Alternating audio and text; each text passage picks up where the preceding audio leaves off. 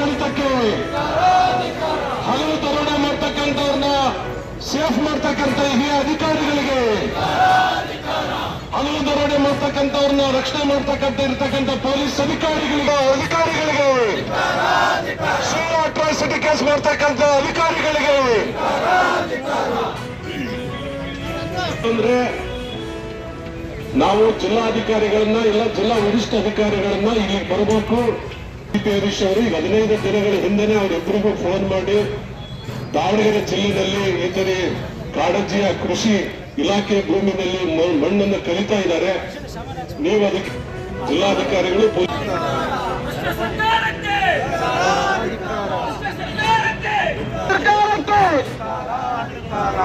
ಭ್ರಷ್ಟ ಸರ್ಕಾರಕ್ಕೆ, ಸರ್ಕಾರಿ ಭೂಮಿ ಮಣ್ಣನ್ನು ಲೂಟಿ ಮಾಡಿರುವ ಸರ್ಕಾರಕ್ಕೆ,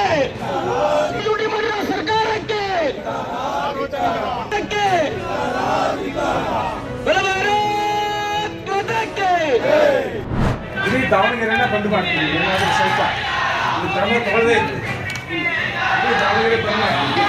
ಅದರಿಂದ ಸೂಕ್ತವಾದಂಥ ಕ್ರಮನ ನೀವು ಕೇವಲ 2-3 ದಿವಸದೊಳಗೆ ನೀವು ತೀರ್ಮಾನ ತಗೋಬೇಕು ಅಂತ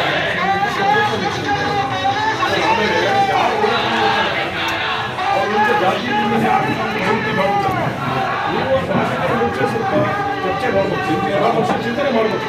ಯಾರೋ ಬಂದು ಕೊಟ್ಟಿದ್ದೆ ತಗೊಂಡ್ಬಿಟ್ರೆ ಅದೆಲ್ಲ ಕೊಟ್ಟಿರೋ ವ್ಯಕ್ತಿ ಸ್ಪಾಟಲ್ಲಿಲ್ಲ.